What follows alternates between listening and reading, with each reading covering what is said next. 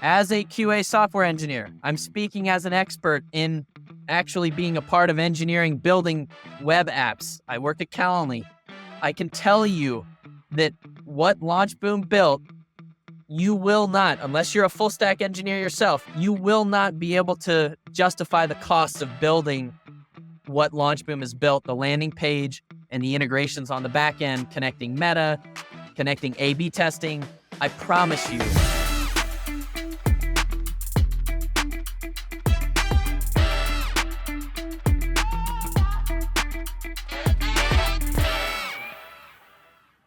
Hello, everyone. Welcome back to the Masters of Crowdfunding podcast. Today, we have the great pleasure of having Tanner Cummings from Cypress Resorts here with us. Cypress Resorts is a glamping project, or a resorts meets nature project that is nestled in the mountains and has raised $792,000 from over 549 backers. So welcome to the podcast, Tanner. Thanks for having me, Kevin. Appreciate it. Excited to be here and share all the good news that LaunchBoom is. Well, we appreciate that. So let's dive into, why don't you give us an update on the project and what made you decide to crowdfund a real estate project? Because that's sort of out of the norm, right? It's relatively new for crowdfunding. Yep. So the current update is that we're still in an investor raise, and I'll kind of explain to that. That'll go into the second question too. But the current status of the project is we have gotten all our permitting. We're still waiting for the last building permit. Yep. But the county has emailed us and said you're good to go. So all entitlements and all things related to real estate development, we are in the green. And so we've broken ground, grading, which is just flattening the land, the certain spots to meet like what we need. We've dug where the foundations will go. We're just waiting to pour concrete. And then we've got electrical scheduled, septic, all the things that, it's the boring stuff, but the necessary stuff. And it's all on the warpath of us getting towards hospitality. There's a lot of roles that I didn't anticipate that I would need to embody before getting to hotelier and serving people that I needed to embody. Real estate developer, general contractor in part, financial investor, all these little roles. And then why crowdfunding? So the barrier to entry for young entrepreneurs, and more specifically unproven entrepreneurs in real estate, is very challenging. So anybody who wants to go build something, like if you have a business and you have to have a physical property and there's not a pre-existing property for your business, you're going to have a big challenge and a lot of effort to try to get that thing going. One example, I've talked with friends, they're trying to get one of those synthetic surf wave maker kind of adventure parks made, and they don't have a background in mechanical engineering and real estate development and theme park making. So it's very challenging for them to convince banks, investors, people. Crowdfunding is that capacity to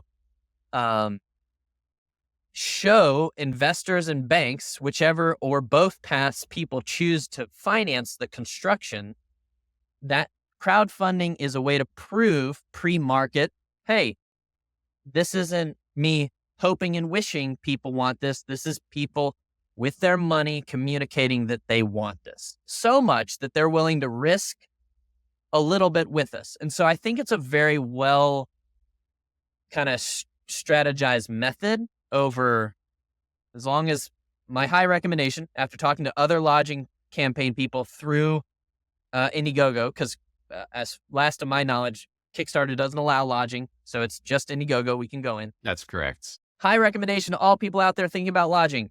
Do not spend the money that people give you.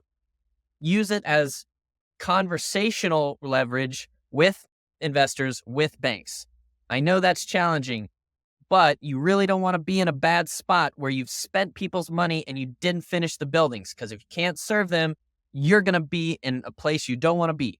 So that's my opinion. So, I mean, just to like simplify that, what you're saying, Tanner, is do reward-based crowdfunding campaigns to show demands, right? Not necessarily for the capital, and then use that demand and, place the capital somewhere, store it in a safe place, and then use that demand to then validate with investors, banks, et cetera, to finance the project to make sure that gets done so that that mitigates the risk for hackers essentially that are, buying that reward from you, right? Precisely. And that's exactly where we are in this moment, is getting investors looking at that, and every one of them is very surprised by that prospect that I have already secured.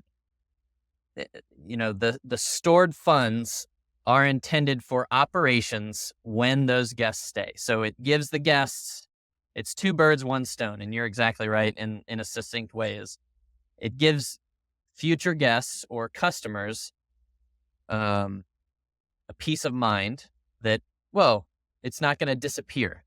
And then on the other side,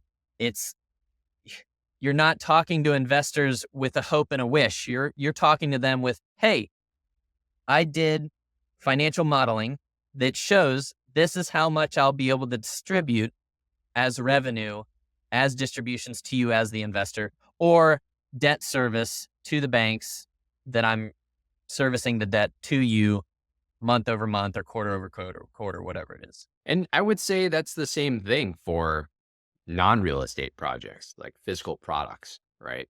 Now, it depends on the complexity of the products and all of that. But especially if you're dealing with a more complicated product, which is what real estate development is, it's a more complicated product to build with permitting and construction and all of that. It's the same thing. Like people tend to get stuck. No, I need to raise the money first, or I need to file my patents first, or I need to do XYZ or find a co-founder first. Well, maybe if you had a real business to show and you can spend even, a few $100s of your own money, you don't even need a higher launch move, right?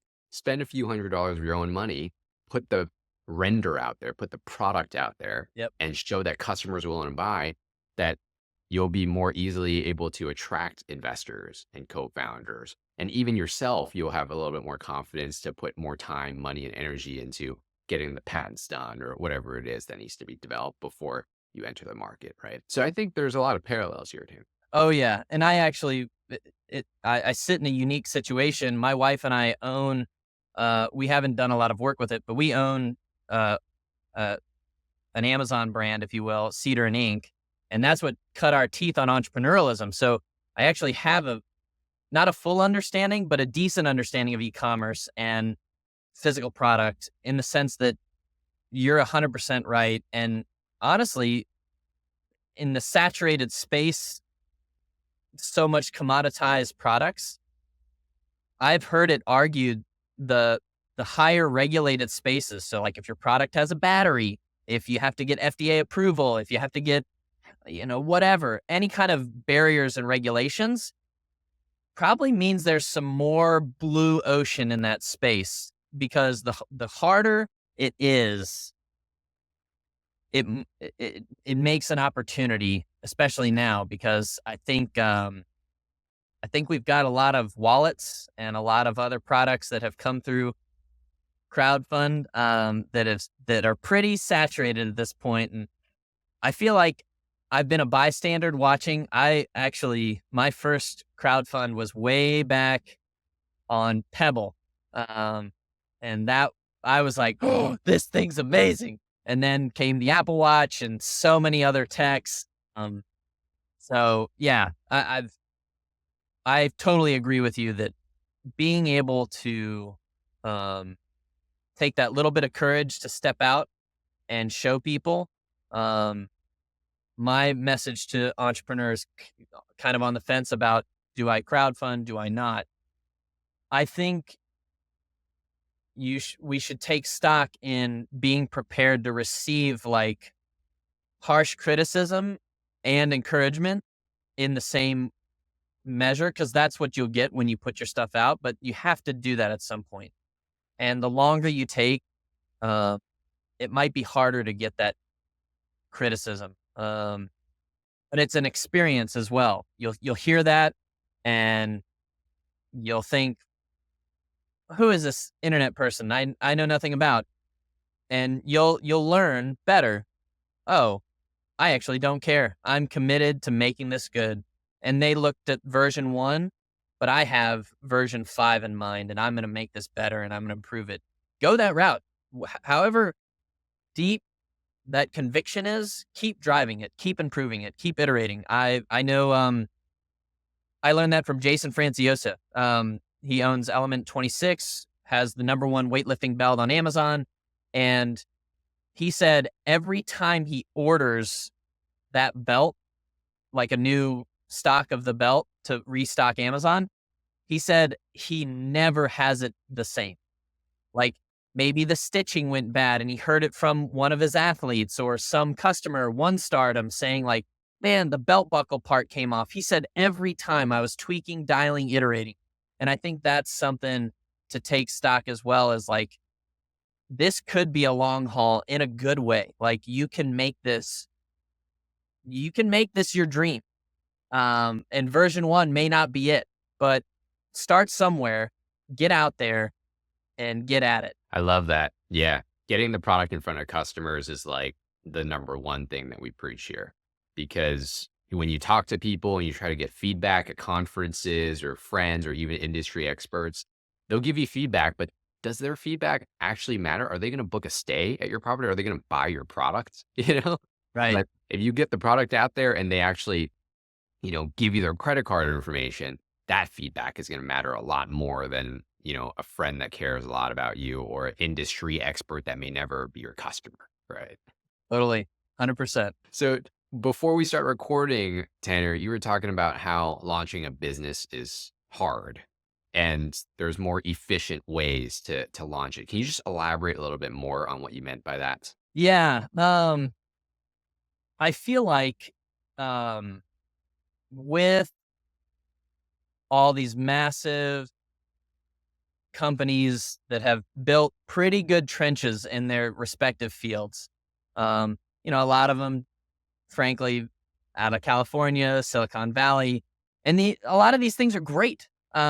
They're all really good. I use a lot of them.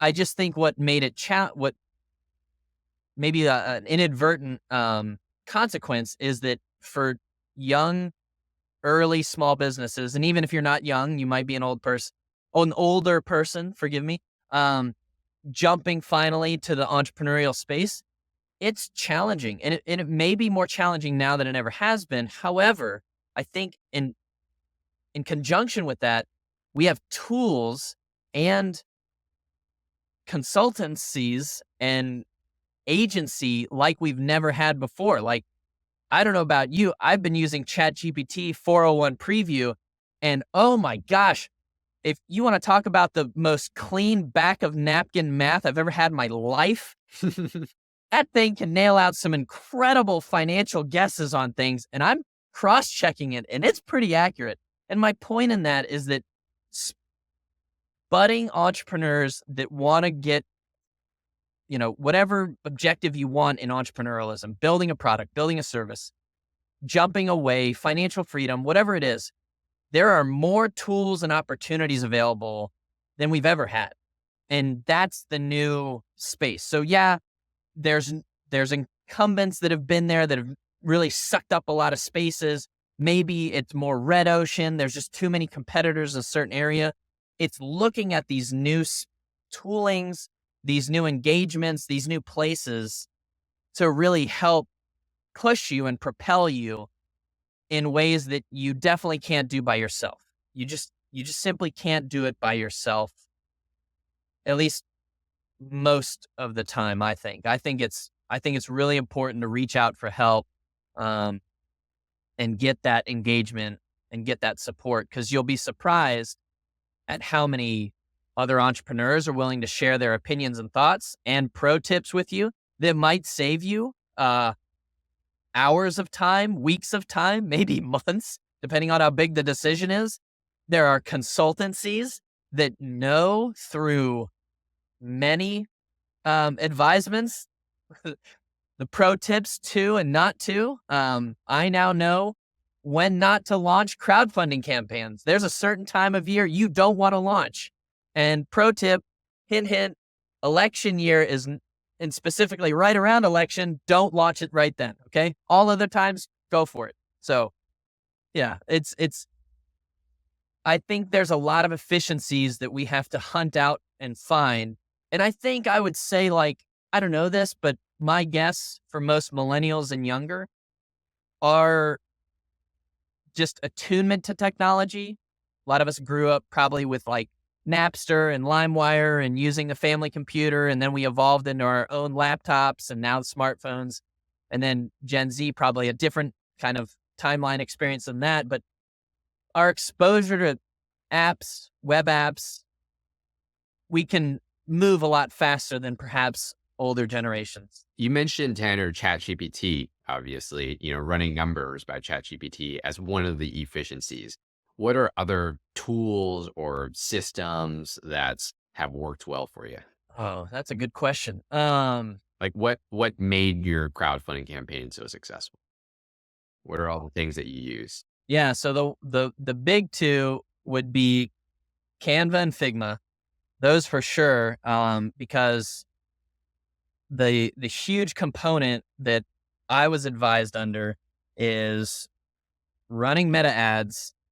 You have to go back to almost that kind of Elon Musk first principles idea. And the big meta question of Meta is, what are all their platforms? And the answer is it's social media, and most of the consumption is entertainment. So when running effective ads, what is the content that you need to output? And in some capacity, you have to have some level of entertainment. And I'm not suggesting anyone to dance.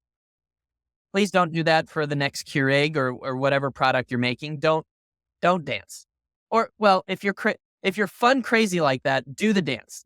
Be what's natural for you. My point being is that you're creative both from visuals, Canva and Figma. Make a lot of it, a whole lot. You need lots of experimentation, because if we're all competing against each other, all of us as advertisers trying to get eyeballs on a platform, the question is, what is this content and how is it going to convert a person? And the answer is that visual imagery, whether it's a video or an image, is the most important. So you need to, it's a battle of attrition against all others I'm, frankly, competing with. I don't mean that in a negative way. It's just, this is the market we're in. You have to just make as much as you can possibly do until you're exhausted, and then do it 2 times over, and then do it again and again. Don't give up.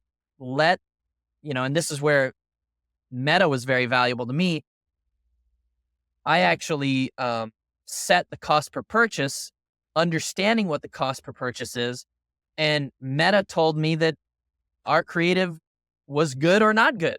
And when it stopped spending, I then knew my creative, the public has spoken, it's not good. Make new creative, make 100 more, do more. And so the faster I jumped into that, and those tools help.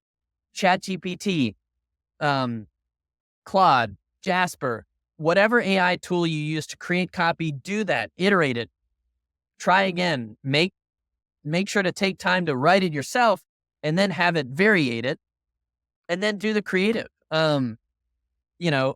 For the lodging, I'll say this. I took a photo so our property has a 50-foot waterfall on it, and people will definitely see that if they go to the Indiegogo page. I took a photo of it with a drone, and then I fed that into Midjourney, and I said, put a cabin next to it. Now, of course, the whole image AI-ified, if that's a thing. But I took that into Canva. I yanked out, I did the little cutout Photoshop of their cabin, which isn't mine. And I took my architect's 3D rendering of our actual building. I photoshopped that and placed it in. That turned out to be one of our most successful ads on Meta. How did you come up with that idea, Tanner? I knew that what you feed AI specifically, like the quality that you feed into it, is what you're going to get out of it inherently. So if you give it very little context and you don't explain anything, or it's not a good, unique image, and it's another canned image off of Shutterstock or wherever, no offense to Shutterstock, but like if you're not authentically pouring in some uniqueness, like my own shot of our waterfall or the actual 3D rendering, you're going to get junk out. So make sure that whatever you're distilling out is from your soul, is from the umph of what you're trying to build. So make sure to distill that to your best creative capacity and then feed that into AI and then judge that. Definitely, I discourage blind pumping in. I discourage anyone from doing that because I think you get what you put in. And so if you do a good effort to make a good pass at creative copy that has a good hook or like a good pain point you're selling to people, that's going to translate well because it started with your own authentic phrasing, and that'll connect to some people. And AI is going to understand how to make that connect to maybe a more general public. And really, it was just looking at the chess pieces on the table. Like, how did I think of, creating the AI image?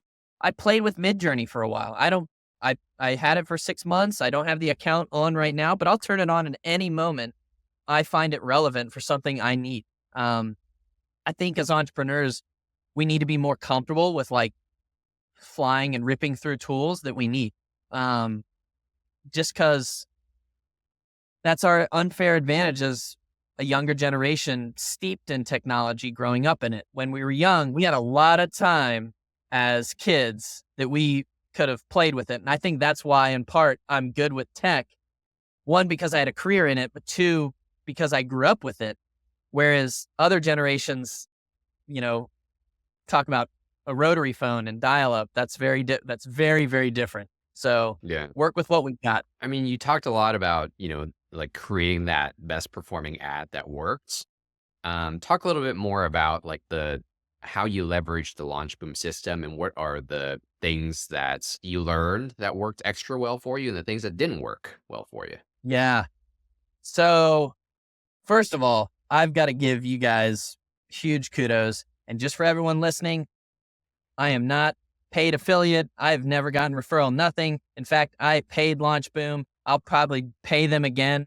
And I'll say this, the amount of refinement and value in content and material as entrepreneurs of how do I use crowdfunding to launch my thing, I would argue that you will be hard pressed to find a more superior amount of content that is more perfectly organized than Launch Boom. Launch Boom is probably the most organized, and if you follow it, it will lead you well. So everything from like prompts to put into AI that you then insert your stuff, templates out the wazoo, that stuff was so valuable.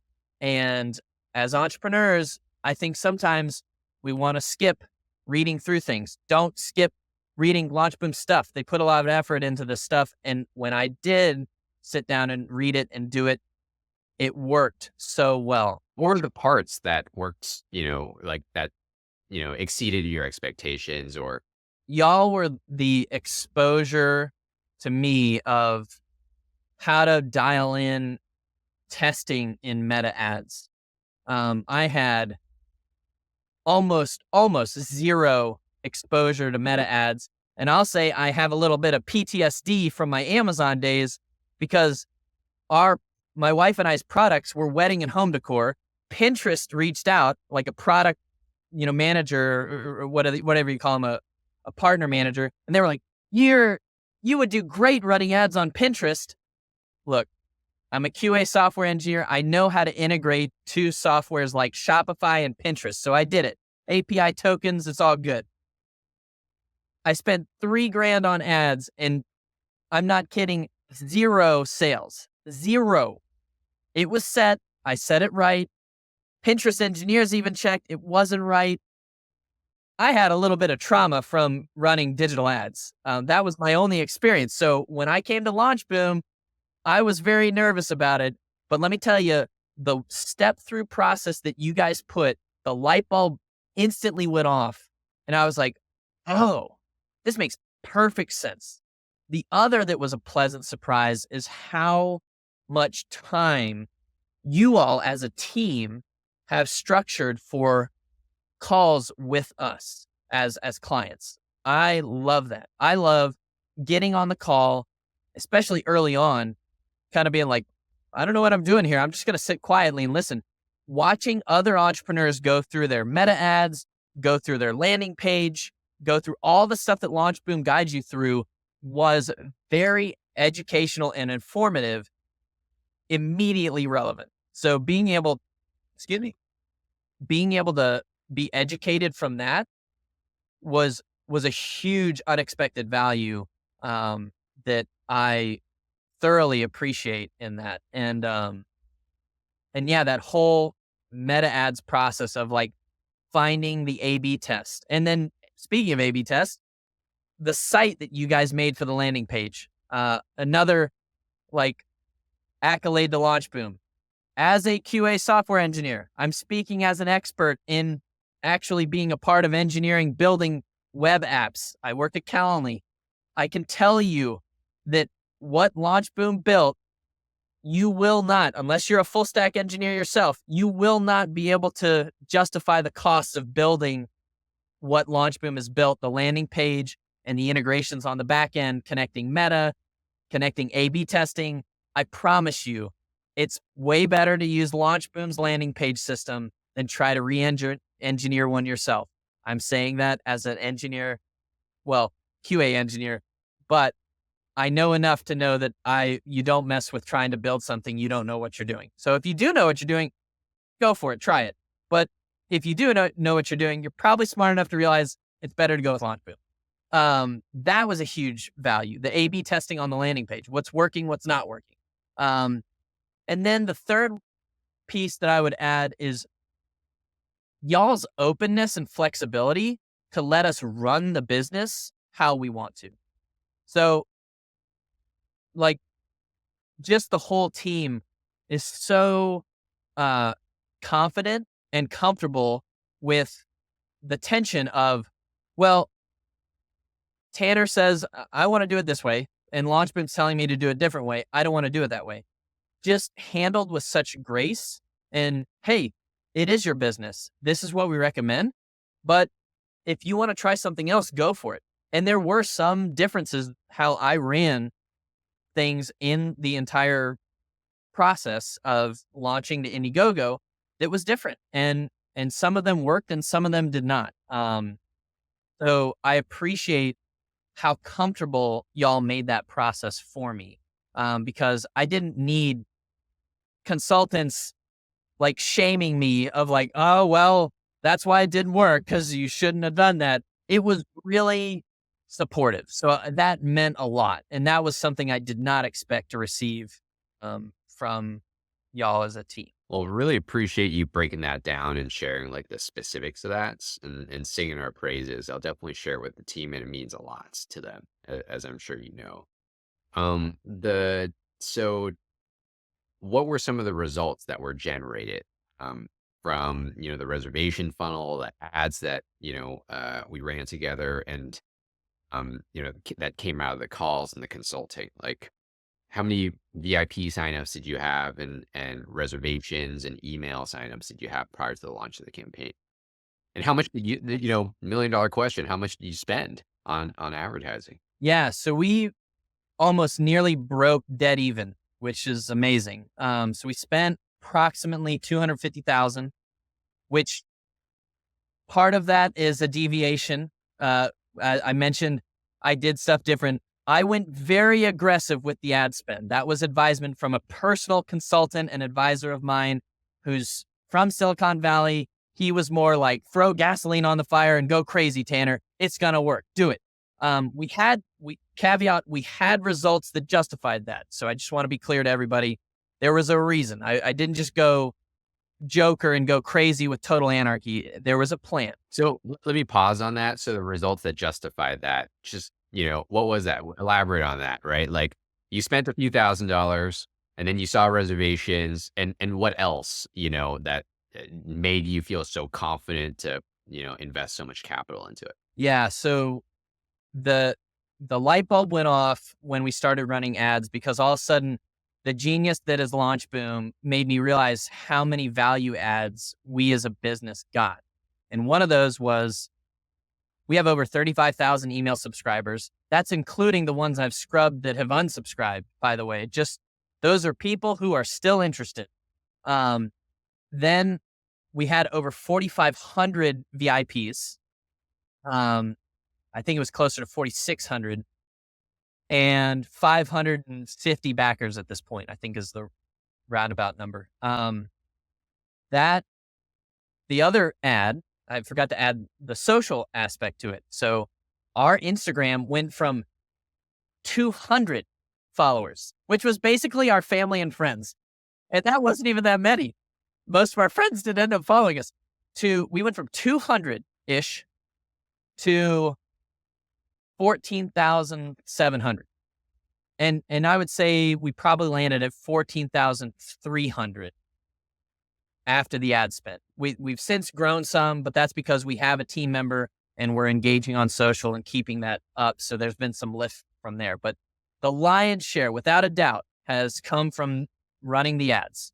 So you get this email list, you get Instagram followers. There's 11,000 followers on Facebook, and the VIPs, or the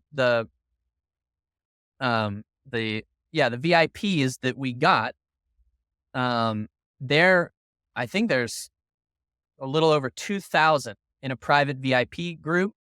And we have been polling them on, what type of fireplace would you like? Do you want wood fire? Do you want propane? Think about that, about your products. What things are left to maybe be creative about? What colors maybe? Could you consider that as something to allow people to vote on? I remember Pebble had like a founder's print on the wristband, or maybe it was underneath the watch. I can't remember, but and that was like way long ago. And so nobody else had that.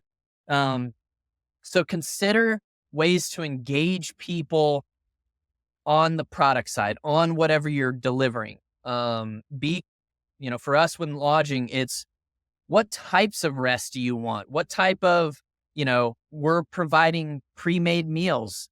Here's a list of all the things the chef we're partnering with is considering. We're considering doing retail. What type of hoodie would you like? Do you want a hoodie? Do you want a robe? Because it's the resort thing. Like, all of those things are potential opportunities for people to feel like at the heart level invested in. And the more you engage them to make them feel like their thumbprint is on the product or on the business, the more invested I believe that they will be. And, I think a lot of that is spoken way beyond my opinion. But that's a very potent vehicle, is really engaging that Facebook group. By the way, not my idea. That's Launch Boom's. Engage on the private Facebook group. Make sure that you keep them engaged, because I think you get a multitude from that as well. So that's just talking about people informing you maybe what you change, what you don't change about the product, but also feedback. You need to hear from people, and the more you hear up front, the better off your business will be, I think. Yeah. I mean, a lot of people just look at the crowdfunding campaign in isolation, right? They don't consider the 35,000 people on the email list that they accumulate, the 4,000 VIPs, the Instagram, Facebook account growth, follower growth, etc., that stick on with you for the lifetime. I mean, it's literally launching your entire business, right? Yes. I mean, think about how long it would take for a regular business that didn't go through this system to do that. And that, is financed by your customers, all that advertising and marketing was financed by your customers' pre-bookings, pre-orders. So that's obviously one of the things that got you to those signups that got you to continue to spend? But still, $250,000 is a lot of money to continue spending, Tanner. Like, what gave you that confidence? Like, was there like one or two things or like tipping points where you're like, okay, now we're going to spend past 10,000 or 50,000, whatever that, tipping point was for you? Yeah, that's a great question. One is the clear, structured method you guys have for finding that winning creative. We threw a bunch of other creative in there as well to dial that in, but also knowing your cost per purchase or your acquisition cost, maybe more generally. Yeah. As as you're launching and as you're scaling your ads, you need to know that number. Know it, obsess over it, and that will give you the confidence to scale it. I'm not gonna lie, there is risk there. There is stuff you have to lean into as a risk taker. Like you just gotta dial in, but don't go in aimless. Make sure you know your numbers. What was your cost per purchase that where you hit it and where you were like, okay, I'm going to keep spending past a few $1,000s? Yeah, and that goes with a good caveat. Lodging, as we are a very high MSRP compared to a lot of other average products, we hit the maximum of the VIP deposit, which is $50. So I that's part of our unfair advantage because if you have a smaller product, your ask for a deposit has to be lower. You can't ask for a $50 deposit on a $45 product. I guess you could, but I don't think the math works all the way. But the $50 deposit, when we realized that we were only spending about $40 to acquire the $50 deposit, that's when we knew we could scale. Because if our acquisition cost was less than what we received, it literally could feed itself. And that leveled out at some point, even to the point where it dipped in the inverse.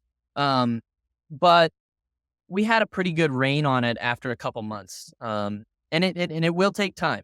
So I would say like you can rush into it, but Launch Boom, again, kudos, has a very clear formula. What's your goal? What's your audience? How much are you willing to invest your own dollars to the advertisement itself? And then there's a formula. That formula is right. It is not wrong. Stick to it. And that's what was driving our confidence is once we realized there was that negative inverse, we went for it. And then we dialed it back when it flipped out of, but by that point we've hit enough to where we were like, we're ready to launch on Indiegogo. Got it. Okay. So that makes a lot more sense, right? Because that's a lot of capital to risk, $200,000+, but you weren't necessarily risking that capital because your customers' reservations were paying for all of it. So you're like, oh yeah, let's just reinvest that to make the following bigger, make the email list larger, make the VIP list larger, because that's ultimately going to turn into more revenue, not just on the campaign, but also, after the campaign concludes as well, right? Exactly. Yep. Exactly right. So how much did you actually spend out of your own pocket for the advertising then? That was probably, I think it ended up landing at like 10,000. So $240,000 of it was basically all paid for through reservations. Yep. It was pretty close to that. One thing that we did, with the people that, as that email list grew and grew and grew, that was out of the norm. But we tried it anyway, which was telling the story of Cypress in a very long email chain. It's 16 emails long. So, I got to give credit where credit is due. By the way, I've been doing this project in conjunction with my wife. Melissa is a, viciously awesome, aesthetic, creative, and just all around smart person. And she was the one that wrote our story immaculately, ran it through a copywriter, got it refined, and it just communicates very well. What happened is that 16 emails went over almost 30 days. So we turned off the ads And for those next 30 days, people were still receiving those emails and people were still converting to VIPs. So even during the campaign, we were spending 0 ad dollars and getting $50 deposits over and over and over. It of course eventually trickled out, but I'll tell you, let's see. I think our Indiegogo campaign ended a month ago, roundabouts, and we got a VIP deposit like 2 days ago. So even after the campaign, people are still joining. So I just want to communicate that you can get creative on how to engage more people, and it can already exist within the audience that you already have. And for some people, it helped us refine. Some people don't care about the story, and we kind of need that. We need people invested in the story because we still have to build. We are building. And so we were willing to forego more unsubscribes for the few people that became really invested. And I can tell you, I got hundreds of emails where people were like, I love this story. I love what you guys are doing. Even if I don't stay, I want you to, they were verbally telling it. Well, verbally, they were written telling us an email. I want you to keep my $50 deposit. I want to invest in what you guys are doing. It's so great. So if you can refine your story in a compelling way, it is worth it. And we did pay a copywriter, and he used AI to help dial it in. And we've been back and forth. I promise you, I think it like 20x'd. Whatever we paid him, it was like 20x that return. So definitely take the time to make sure that if you're emailing, if you're trying to tell a story to your audience, tell it well. That's beautiful, man. That's such a great tip that I feel like a lot of people either misplace, like they try to tell the story up front, before people even know what the project is about, before they give you their email address, or sometimes not tell at all, right? So it sounds like you plugged it in like the perfect spot after you show them what the project is about, after they sign up to your email list. Then you have a little bit more of their attention to share that story to convert them into VIPs. It's like a perfect spot to slide that in and build that rapport. And, to your point of those people saying, hey, keep my $50 deposit. I have to say, like some of these reservationists and VIPs and customers that you get through a crowdfunding campaign are some of the best customers that you can ever get, to be honest. And there's always going to be one or two people that, are naysayers or question the development progress or whatever it is because they don't understand development of a product or real estate. But for the most part, 99.99% of this community are like godsends. I don't know how else to put it. They're incredible. Such a great resource for a business. I have so many people I could name by their names just by engaging with them in our Facebook group.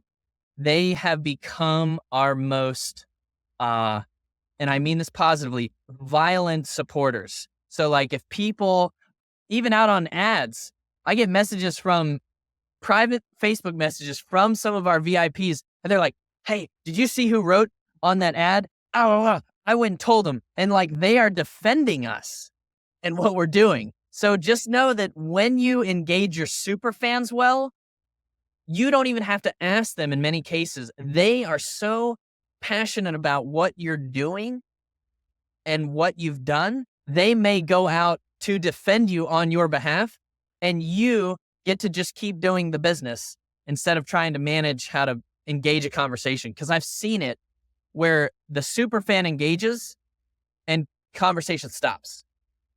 I've rarely ever seen a naysayer or a troll on the internet fire back. Yeah. And it's, I think, mostly because they have no idea how many super fans there are.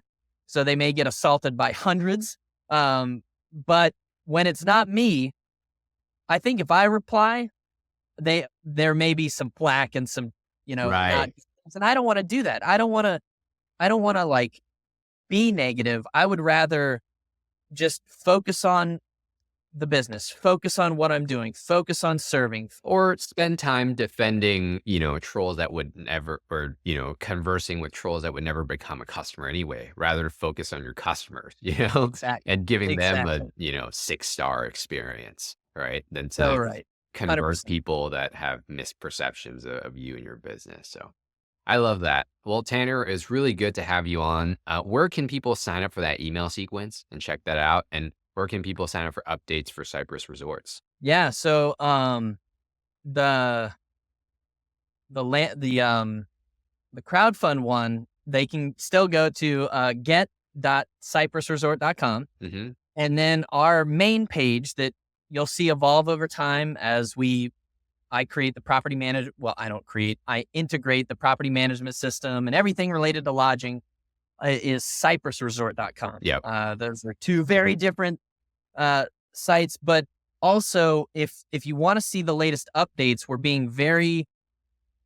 trying to do weekly updates on Indiegogo. Hmm. So if you go to Indiegogo.com and you search Cypress Resort, we'll pop up. Check those out. We're doing construction updates and all that stuff. And yeah, if you go to get.cypressresort.com, you can get on the email list, and we're sending out updates as best we can. I love it.